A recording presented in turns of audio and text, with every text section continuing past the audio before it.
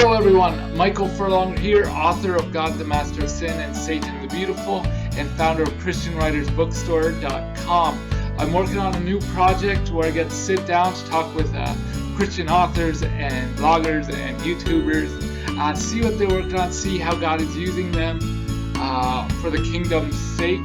Tonight we're sitting down with Natasha Grantz, who has written two books. One is called The Culture Challenge, Trading in Your Worldview for an Eternal Perspective, and A Changed Heart, an intimate look at a 15-year-old's journey through life and loss. She was an adopted biracial child who grew up struggling with identity crisis, teen pregnancy, tragedy, and more.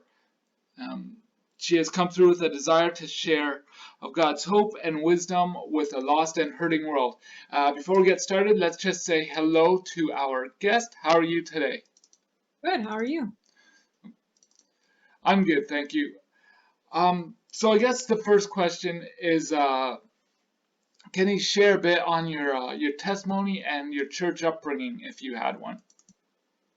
I did not have any type of church upbringing. I did attend Catholic CCD classes a little here and there, but that's about it as far as that goes. When it comes to my salvation, it's quite an interesting story because I met a professor in my art school that I was attending at the time, several years ago, a long time ago, and I noticed something different about him. He kind of had like this light around him because I was abused as a child, sexually abused. I don't really get into detail because there's not much that I remember, but it's there. And so all my life, I was always fearful of men and male figures. I never really connected with them very well. So when I met my professor, I didn't feel that vibe from him. Like I didn't feel the need to like cross my arms to cover up, or that he was looking at me lustfully or some type of way. He just radiated Jesus's love, but I didn't know that's what it was. So after class was over for good, sorry about the noise, I had emailed him and I had mentioned, I said, I noticed something weird about you. What is that thing? What's going on with you? And he said he's a warrior of Jesus Christ. And something in me just knew he was telling the truth. And it, like in that moment, it was kind of like a light bulb came on. And so he took me to church. I came home that day and prayed in my bedroom, and it was like God's love just was flowing through my veins. Now, up until that point, I was always searching and hungry, for the truth and to know my purpose and what's out there, if anything. So I think it was just a divine moment where everything started to click into place. And I'm grateful for him, standing in his faith, because like I said, it was not a Christian school, it was secular. So. No, because our class was over at that point. So, well, I don't know if he was allowed technically now that I look back, but it's not like I was actively his student anymore. So I'd waited until, that the semester was over to email him that.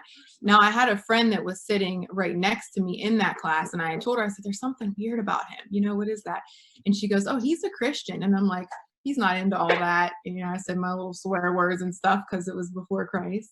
And she goes, yeah, he's a Christian. I think that's what it is. And she ended up being right. And she's still a really close friend of mine today. So I'm grateful for her too. Awesome. It's always good to hear people's stories, to know how God used people, whatever it is, whether it's a plumber, a teacher, like whatever it is, to bring people into the family, I guess. So I'm pleased to hear that. So I really want to talk about one of your books on the Culture Challenge, but I want to actually bring up a bit on your biography. Is that the first line of your bio is as a biracial child, and I'm curious about just today, where we are as a society, I guess. My wife is a dark-skinned Hispanic woman, and when people find out that she's not an African American, they look at her as if like they're upset or something that she's not. So I kind of am curious about why bringing this up in your biography. How did that and how did that affect you? I guess is the best way of saying it. Well, first, before I answer that, I can relate to what you're saying. My husband is a white guy, and he always jokes and tells me that people treat him differently when they find out that his wife is black, whether he shows them a picture or whatever. And he always feels like he's kind of in, like, oh, okay, he's cool. So I don't know if there's some preconceived notion of, maybe white people are a certain way and then they gain respect whenever people find out that they, cross racial borders or what. But that's something that we face too, kind of from a different perspective, but that's happened a few times. And as far as my bio goes, I just felt the need to mention that because all my life I struggled with identity issues, before Christ. And like I had mentioned, that question you asked sparked a blog post that I wrote recently. It's at natashagrantzministries.com under my blog, or you can go to my Facebook, Natasha Grantz. My last name is spelled Grantz. So that question, when I first read your email where you asked it, I'm thinking, why did I do that? And I really wanted to pick apart what feelings I had underneath that. And, there's the obvious, like I said, identity issues, but, just growing up, I always felt stuck in the middle or pulled both ways. Black people would tell me you act too white. And then I had white people that would say you act too black. And I like struggled, in the middle there. And being adopted by a white couple, we would go out and people would stare at us and my mom would say, oh, it's just because you're beautiful, and then there would be struggles with my hair. I kind of felt like I was a burden because she never knew how to do my hair. She would walk up to random black women in grocery stores and say, like, teach me what to do with this. It was real naughty, but I just kind of felt like I didn't really know who I was and where I stood in the middle there. I'm trying not to give a lot away because I do want to direct people to that blog post where I go into more detail. But I think that I brought it up ultimately because it was a major factor in my upbringing. Where today you'll see a lot of white people, adopting black kids, or, back then, not that it was that long ago, I was born in 87, but you didn't see that, as commonly. So there was a lot that came along with that, I guess. So at times when I would try to, not see color or not see race because my whole family was white, other people were kind of forcing me in little situations to pay attention. Hey, you're this or you're that or you're different. It's a problem, I have another question, a side question. But I once went to the big city of Canada, which is Toronto. Arguably between Ottawa and Toronto, we're gonna have an argument amongst Canadians, but By the way, I went to this barber or hairdresser or whatever in Toronto, which is a big city, and the thing said like haircuts are like, let's say $15, $20, whatever it was. But then it says for black hair, and I thought that meant the color of your hair. I hope this isn't offensive of my blatant ignorance of everything, but I'm curious, one, about the hair, and two, did people get like offended when your mother would say, how do I do this? No, I think they were helpful for the most part, unless there were situations that I'm not aware of. But yeah, my hair is naturally curly, so right now it's straightened, but it could get thick and so I respect her asking others. Yeah, she kind of just, sorry about the interruption here, there's noise. Yeah, I don't think people were offended. I think they respected it. I think nowadays, though, I hear of a lot of white mothers learning how to do braids and doing all those things. So I don't fault her for not, learning the way that people are today. It's just, it was one of those situations, kind of like, what do I do? But yeah, as far as I'm concerned, I don't think people were offended. I can be wrong from what she told me. People were very helpful. I do remember going to the hair salon and telling them I wanted hair like Barbie's. I wanted my hair to be perfect like Barbie's hair, and they chopped it off. So then it was like up to here, and all my friends called me mushroom head because it was like sticking out. So that was a good fun, 2 years of my life in elementary school. But yeah, as a child, you just look to Barbies and what's on TV to tell you what's beautiful. And, that changed a lot over the years, but I had that struggle too, growing up biracial. FYI, I was also 1987, so I grew up with the bowl, the mushroom head. My sister used to have hair all the way down to like her knees or whatever as a child, and then my grandmother took her out in the mushroom head, and That's a family argument to have another day. Um, but thank you for sharing that. It's always good to hear more than just the list that I write out. It's always nice to veer off course and get a bit more conversational. Uh, and for anyone listening, we're going to talk at the end, and I'm going to get Natasha's not email website and link to the blog post that she would like to share with you. Also, you can check that in the description below. So we're going to jump in on the first book I'm really interested in is The Culture Challenge: Trading in Your Worldview for an Eternal Perspective. I definitely think that in today's climate that we're living in, is that seeing the eternal reality that God created us for is so important. So could you just share a bit on that book and why you chose to write it? Um, so when I first started out writing this, it wasn't the culture challenge, you know how God works. I wanted to focus on the fruits of the spirit.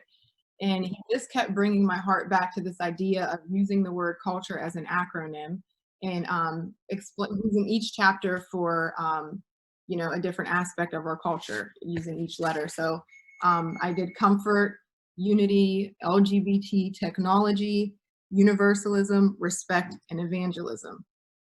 So after I fought him for a while on the idea of that and finally gave in, all the pieces just kind of fell into place. I'm pretty passionate about these topics for various reasons that are in the book, as far as like my personal testimonies and just things that I've learned over the years. So yeah, he kind of led me to it. And yeah, it was a journey. It was a battle writing it because of these topics, are so prevalent in our culture today, and they can be offensive. And so, I fought him because of that aspect of it as well. But at the end of the day, I was like, if he's calling me to write this, I'm not in this race of life for popularity, for likes or votes or, whatever. I'm here to serve. And so as hard as it was, especially because like I tell the reader in here, a lot of the stuff in here, even struggling with being on the phone too much, all those kind of things, I still struggle with, so I'm not writing a book and saying, hey, my life is perfect now. Some of these things, I'm still praying about daily. I'm working through my own stuff because it's a process. But yeah, it was difficult. He led me to it. I guess that will be my answer. Yeah, I think that's you just said something that my wife and I were just discussing right before we started is when Christians, when like these big like ministers and such who've been in the ministry for so long, they act like they have it all together, and well, for me, and I guess for you as well, and I assume pretty much everyone else, it is a constant battle. And I don't know, maybe I'm theologically wrong on this, but I don't think we're gonna get it perfect until we step into the other side of eternity. Um, so I think that's great, and yeah, um, and I also know the feeling of wanting just to say, God, no, I'm not doing it, Oh yeah, and I just fought him a lot. My friend, she said to me the other day, she's like, everything always ends up going his way. So just stop fighting him on things. I'm like, I know, but in the flesh, it's hard. And so many thoughts race through my mind. A lot of the stuff in here, especially in the third chapter, the LGBT chapter, a lot of that stuff my own family didn't even know about me. So to put it out there and publish it in a book and say, hey, this is something that I've been through, that I've struggled with. This is what the Lord showed me. That was pretty difficult. That was hard. so is it a biographical, autobiographical? I wouldn't say that. I do kind of a mixture of different things. Like there's some personal testimony, some analogies, a little bit of scripture. Well, I guess maybe a lot of scripture depending on the chapters you're in.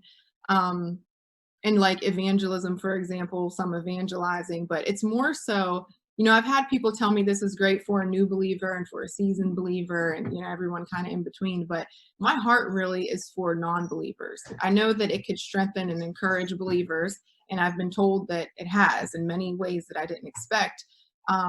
But for new believers, I really would like them to see that there's more out there. We don't have to just believe everything we're told or stay in this perfect little box. When we open our mind to the possibility that God loves us and he desires for us to live his way and all that, then there's so much freedom.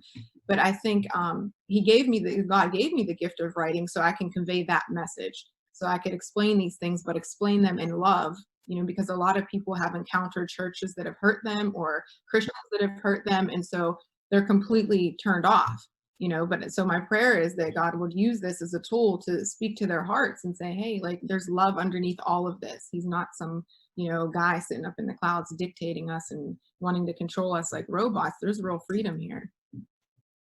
Yeah, I really want to go off topic, but out of respect for your time and such, I'll stick to the notes. But hopefully we can do it again.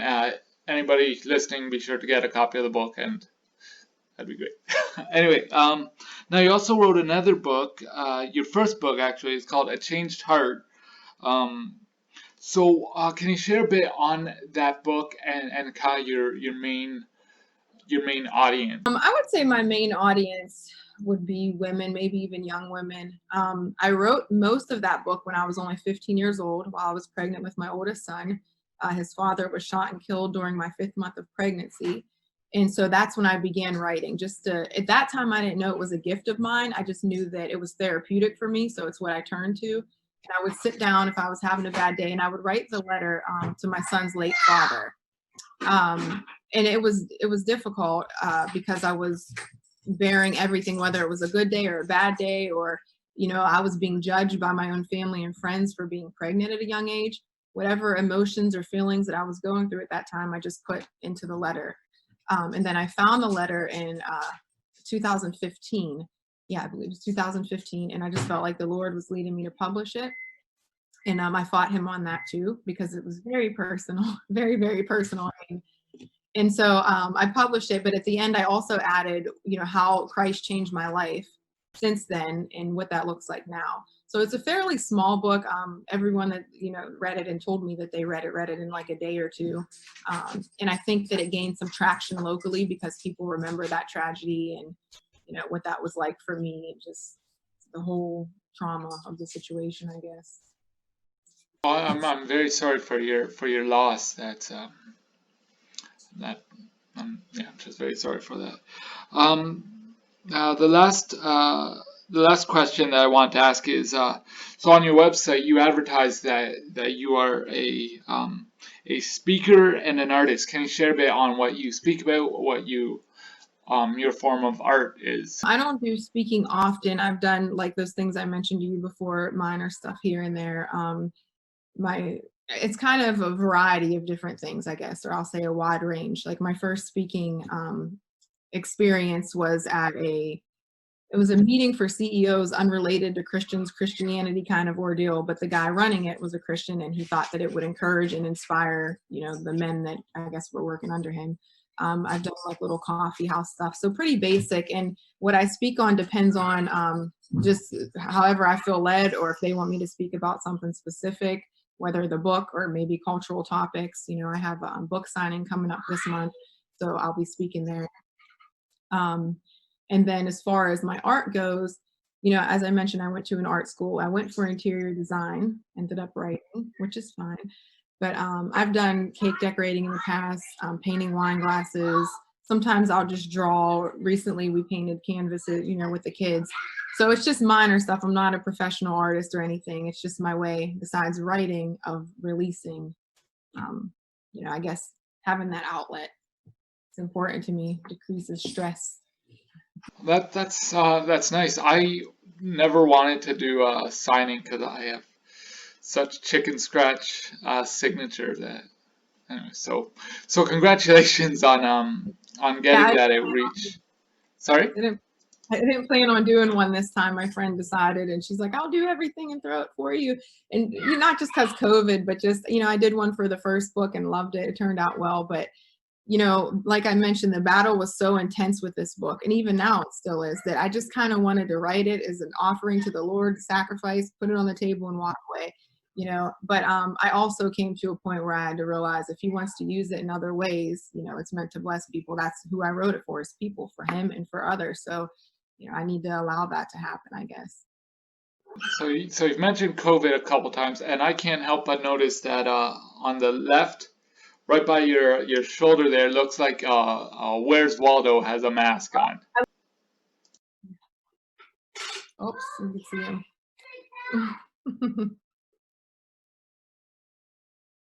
No, it's not a mask. Can you do better? Yeah, I found him at an antique shop a while ago, and I love him because when I was little, I used to always eat Life cereal and find Waldo on the back of the boxes, and it just reminded me of my childhood. I did have a troll back there too, but one of the dogs ate his hand, and the kids messed his hair up. So I moved him out real quick before we got on camera. He's kind of messed up. Sorry, y'all. Oh, that's funny. I remember troll dolls. My sister had them, and anyway. But anyway, so I like to try to embarrass people and surprise them with a last minute kind of let you have the floor, so to speak, to share something that perhaps we didn't get a chance to discuss. If you just like to take a moment. Oh, what would I say? Well, something random that I was thinking of after we talked about my first book, everything I went through when my son's dad passed away. Even up until now, like you said, there's so many pastors out there and leaders, that present perfection. And really, that's not the life behind closed doors. So I wanted to share vulnerably that even though I went through all that stuff in 2003, there's still parts of that of my, in my heart that need healing. There's still some pain lingering there. I'm in counseling currently. I'm not ashamed to admit that. I think everybody could benefit from counseling. But what I'm learning is that the trauma, even dating all the way back until then, is something that I still need to work through. And so I would encourage anybody listening, if you've been through something big like that, even if it's not as serious as that situation, to get help, because trauma can really affect us and even our physical bodies more than we realize.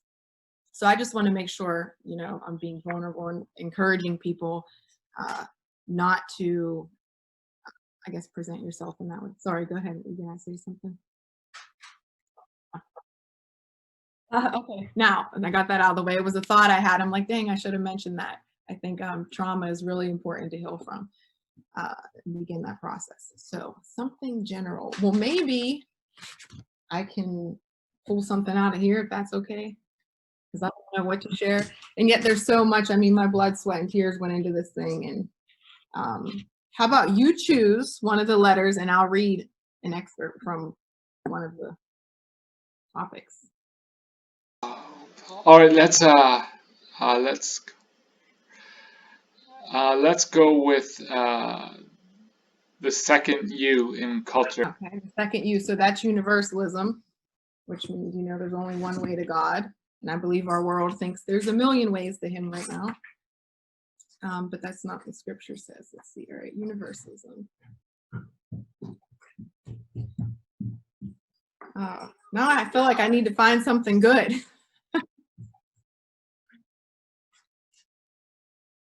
All right, I think I'm going to start just from the beginning. As I grew up, all that mattered to me spiritually was my very surface level belief that God existed. The closest I got to church was attending a few catechism classes and having a confirmation service at a local Catholic church. But other than getting Fs on the few quizzes I took and an old photo of me in my fancy white confirmation dress, I don't remember much else about it. Although I did always wonder why my teacher still gave me stickers on my quiz papers despite my poor grades. I felt I didn't deserve them. Anyhow, my parents did what they thought was best for me religion-wise, and I respect that. Fast forward about 10 years or so after my oldest son was born. I'm sorry for all the noise again. My late boyfriend's mother took my son and I to church a few times on holidays. Each time I had a nagging feeling in my soul and a lump in my throat. Ignoring the nagging and swallowing the lump, I always continued with my day, and the feelings eventually seemed to dissipate. Yet one time, one of those familiar and what fleeting feelings crept their way back into my heart. I was taking my son for a walk in his stroller when we came upon an older African-American gentleman standing on a street corner. He seemed to be stopping and talking with people as they walked by. As we approached him, I smiled to be polite, but secretly hoped to avoid whatever it is that he wanted to share. I don't remember much of what he said, but I do remember him taking my hand and slowly pressing a small piece of red cloth into my palm and telling me that Jesus died for my sins. There that nagging and lump was again. No obvious change was produced in my heart, and I didn't decide right then and there to follow Jesus. However, I did feel compelled to keep that tiny piece of cloth. At times, it would fall behind my bedroom dresser, and I'd frantically search for it in order to put it back in its sacred spot. I wish I can tell you that I fully understood the magnitude of that man's statement, but I didn't. Obviously, I had a hunch deep down that it was true, but outside of that mysterious feeling and strange commitment to protecting the cloth, it really didn't matter much to me. However, as I look back with more mature eyes, I realize I believe that humanity could get away with pretty much anything, like we were spoiled and entitled children without consequences. To my knowledge, God was love and mercy, but at the same time distant and disinterested in us until we die and finally enter into his world, heaven. I never gave second thought to the fact that he wanted to be actively involved in my life, or to the fact that I, or anyone else I knew for that matter, can actually spend eternity in hell. I don't want to keep going too much, but so each chapter I kind of incorporate some personal things in my past before I get into the heavy stuff and the things that God showed me now. So yeah, so I could read a little more if you want, or I could stop. It's up to you. It's a tiny bit. So during that time, my personal beliefs aligned perfectly with universalism, which is defined by Merriam-Webster Dictionary as the theological doctrine or belief that all human beings will eventually be saved. In other words, no matter what, everyone ultimately ends up in heaven. This, however, is not what the Bible teaches. Assuming such a thing is like saying every highway in the world leads to Canada. Universalism overemphasizes God's love and compassion, essentially ignoring the fact that he is just and righteous as well. Nevertheless, maybe you're wondering still, why Christianity? There's a smorgasbord of religions and gods to choose from. Heck, there's even a gluten-free option. Why not choose something with a cherry on top, or perhaps something that's easier to digest? Or maybe you're thinking, I just can't get down with a God who sends people to hell. Well, it's my hope and prayer that this chapter will shed some clarifying light on those topics. My goal is to help you understand, if you don't already, not that there's only one true living God, but that this one true living God has every right to require our submission to him. He's our maker and therefore is above us and above everything we think, do, and create, including all those spiritual smorgasbords. In order to truly understand his nature, we must accept everything about him, even the things we may perceive as bad. However, before we get into how difficult it is for some of us to picture such a loving God and Father display such unsettling characteristics or condemn his own creation to hell, we must first understand his heart behind it. After all, he didn't create us in order to watch us live bittersweet lives and then send us to hell and laugh as we suffer. In fact, hell was never originally intended for humans. It was prepared for demonic beings. God's heart reflects quite the opposite nature, actually. According to Psalm 103:8, he is compassionate, gracious, slow to anger, and abounding in love. And for that reason, he gives us a choice. And that's just the beginning of universalism. Sorry, I messed up a few times. Thank you. That's amazing. I definitely want to get a copy of that book. Natasha, I want to thank you, and please stick around with me before I close off so I get all the information. But thank you for taking time to share your book, to share your life story with us. I know it's not your whole life story, but anyway, your testimony. Thank you for sharing that. Anybody listening, Natasha's book is going to be on ChristianWritersBookstore.com, and her website will be in the link below as well. So if you want to support Christian Writers Bookstore, you want to support Natasha, that'd be awesome. And I hope you guys have a good night, and God bless. Bye now. Hey guys, thank you for being with us. I hope you enjoyed this interview. If you'd like to support the author or support ChristianWritersBookstore.com, the link will be in the description below. Also, if you'd like to get some merchandise like this shirt, ChristianWritersBookstore.com, shirts, mugs, we got a whole bunch of stuff. Feel free to check out the merchandise section on the website. Alright, I hope you guys have a good day. God bless. Bye now.